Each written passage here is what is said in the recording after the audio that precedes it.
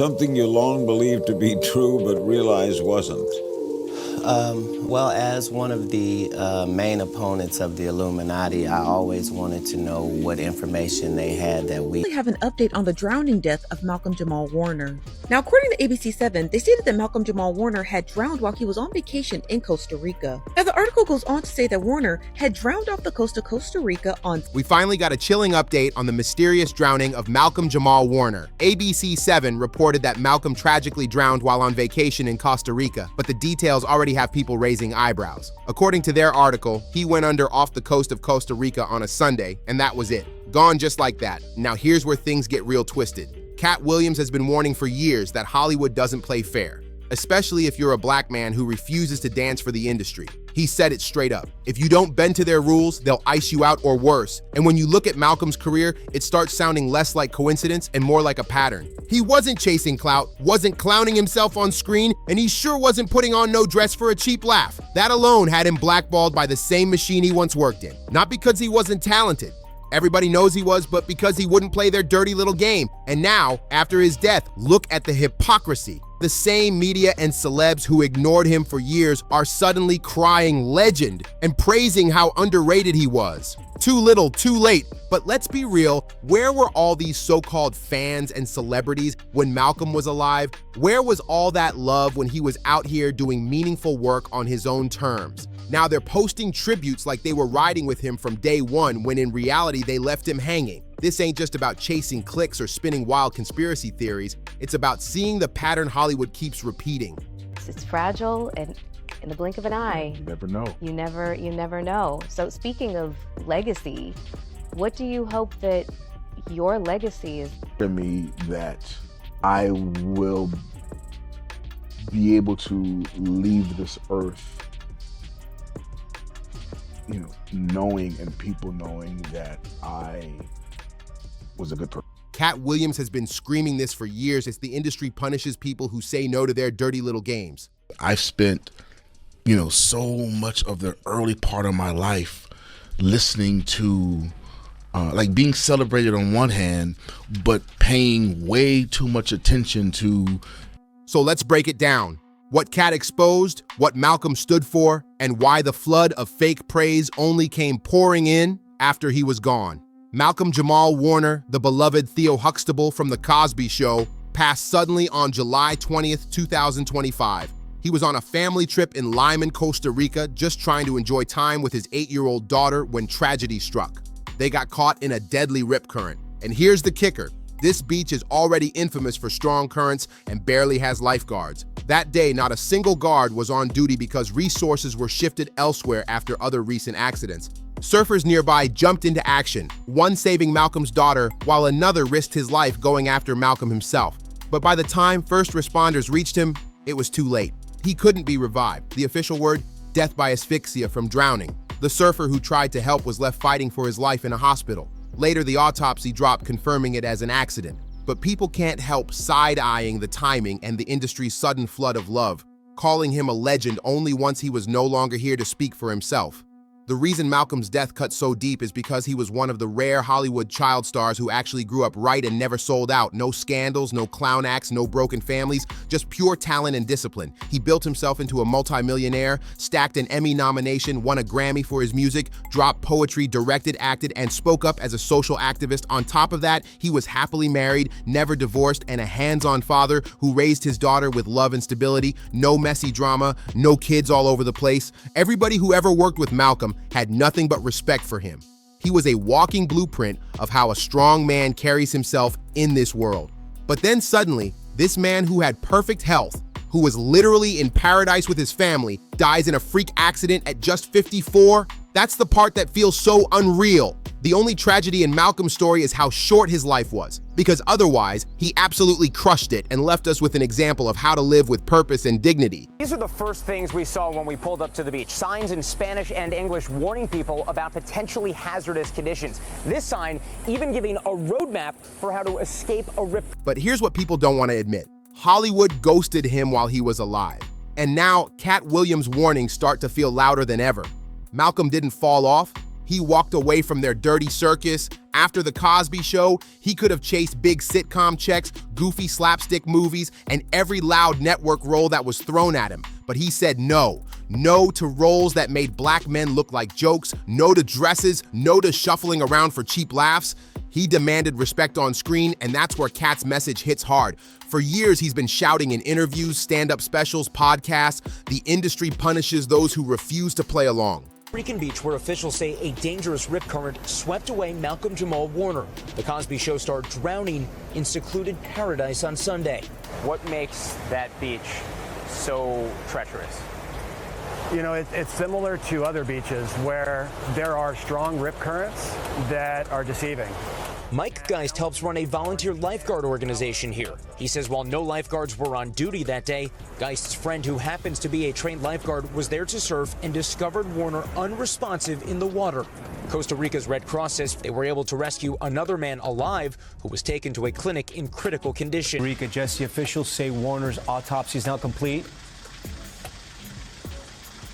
It was completed this morning, according to authorities, Tom, and they say that it confirmed that Warner's drowning death was, in fact, an accident. Katt Williams has been saying it for years. Black entertainers get boxed in.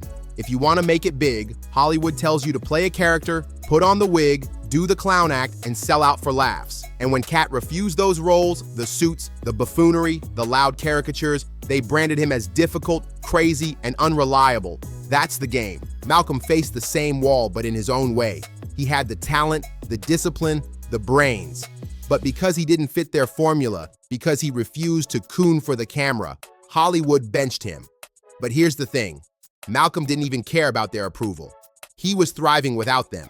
He built his own lane with his podcast, Not All Hood, where he straight up criticized how Hollywood and the mainstream keep pushing one-dimensional images of black people like they're all the same. That was Malcolm, unapologetic, fearless, and not afraid to call it out. Instead of bowing down to the industry's demands, he picked projects that actually mattered.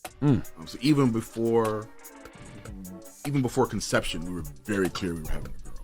And I knew that I needed a girl first to kind of ease me into it, because I have a pretty good idea of what kind of father I would be. So I needed a girl to kind of, slow me down and warm, and soften me up, if you will. So for me, raising my daughter, I came into fatherhood already with a certain maturity and certain understanding of male-female dynamics. And with a girl, all of that starts with the father. So I've always, since I literally pulled her out of my... Social justice, education, black history, systemic racism. He used his platform to teach and uplift, not degrade. He produced plays, shot documentaries, acted in projects that had meaning. And in 2021, he even wrote an op-ed for the Television Academy calling the system out by name. He exposed how the gatekeepers of black images on TV were still mostly white. The network executives, the writers, the directors, the producers, the ones deciding how black people were seen by the world.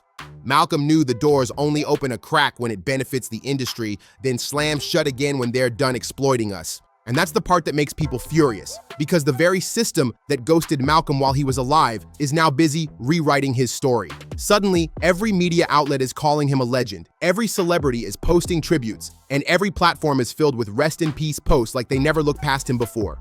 Where was all that love when he was pushing powerful projects, when he was speaking out against Hollywood's gatekeeping, when he was calling for better roles for black actors?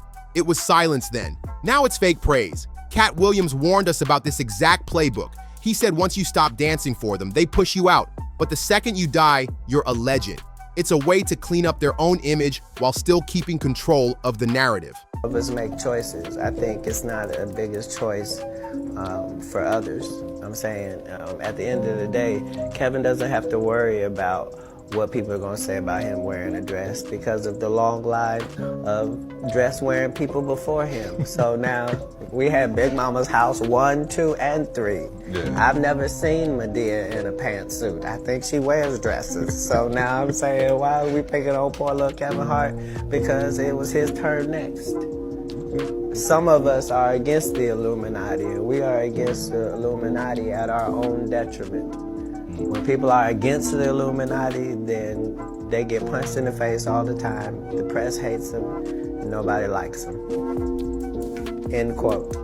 We all love Dave Chappelle. Exactly. Dave Chappelle has never been a part of the Illuminati. They don't want him or me or people. And let's be real, Malcolm didn't fade from Hollywood. Hollywood faded him. He was blackballed because he wouldn't play into their humiliating roles, their clown acts, their stereotypes, and that makes his sudden death feel even harder to swallow. Think about it. Malcolm was healthy, successful, happy with his family, and far away from the Hollywood machine when this tragedy happened. Then all of a sudden, media spins his life into a neat package of talented but underrated, completely skipping over how the industry ignored him when he needed support. That's the hypocrisy Katt's been calling out for years. So now the question becomes, was Malcolm's silence on Hollywood the reason they erased him from the spotlight? And if so, how many more actors, musicians, and creators are out there suffering the same fate, waiting for the industry to label them legends only once they're gone? Now here's where things get even darker, because some people aren't buying the tragic accident story at all. Yeah, the autopsy says drowning. Yeah, the reports say rip current. But how many times have we seen Hollywood outsiders meet strange and sudden ends once they step too far out of line? It's always the same. Healthy, focused, no history of problems, then boom, gone in a freak accident nobody saw coming. Katt Williams has been saying it loud for years. The industry doesn't just blackball you, sometimes they erase you completely if your voice gets too loud. And Malcolm had been speaking louder than ever. He wasn't just acting, he was challenging Hollywood's control over black images, calling out white executives as the gatekeepers, and building platforms outside the system. Has never been a person that has been parodied 9 times on Saturday Night Live and yet never been invited other than me. I, at this point, take it as a badge of honor that they don't fuck with me. A lot of times when people are doing an impression of you, they're really showing you how they feel about you. You know what I mean? So for Saturday Night Live to have an impression of me and have a woman do that means they think I'm a bitch. And I understand that that's what they're saying when they do that. I understand how the game goes, and I understand that if you love me, I know why you do. And if you don't, that makes him dangerous to an industry built on controlling narratives. Think about it. A beach with a known history of deadly rip currents, no lifeguards on duty, resources shifted to other spots that day, and Malcolm just happens to get caught in one while on vacation with his daughter? To some people, that doesn't sound like coincidence. It sounds like a setup hiding in plain sight. And what's even crazier, the surfer who risked his life to save him barely made it out alive either, landing in the hospital in critical condition. So while the official reports call it an accident, the whispers are growing louder. Was Malcolm just another victim of nature, or was he silenced for refusing to play Hollywood's game? And if Katt's warnings keep lining up like this, maybe the question isn't if Hollywood erases people, but how many more have already been erased without us realizing? Hollywood loves to hand creatives just enough input to make them think they've got control, but at the end of the day, the stereotypes stay the same. Even when black characters are written as doctors or lawyers, they're still boxed into the same tired roles. Malcolm saw right through it, and he wasn't afraid to call it out. He even went after modern rap and hip-hop culture, blasting the misogyny, the toxic masculinity, and demanding real accountability and healing in the community. That was Malcolm, always willing to say what others stayed quiet about.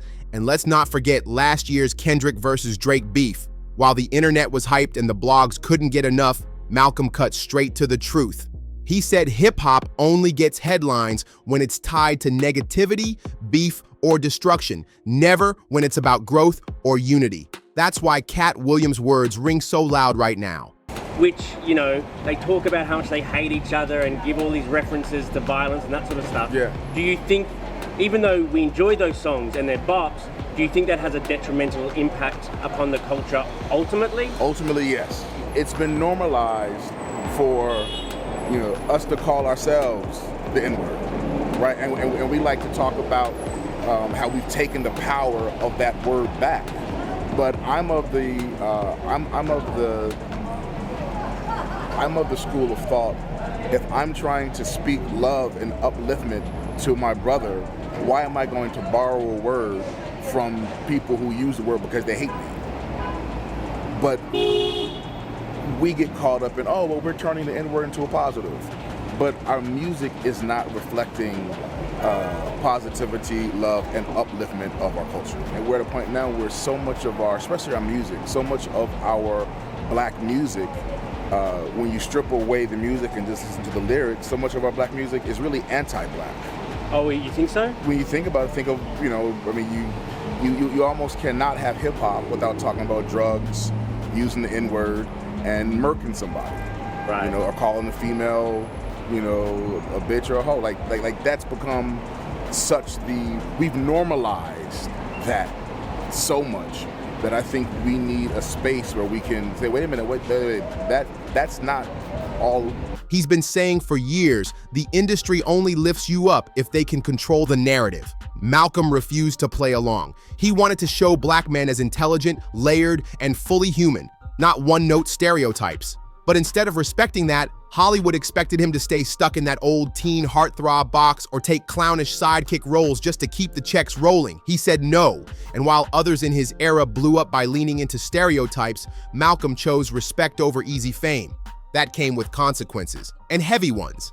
In interviews, he even admitted his own team told him straight up, "You're too serious, too principled, too black, too smart, you're not marketable enough." Translation, he wasn't willing to sell himself out, so the calls stopped coming. And that's exactly what Katt Williams has been shouting. If you don't bow down, if you don't play the fool, if you don't accept the humiliation ritual, they don't just sideline you, they erase you.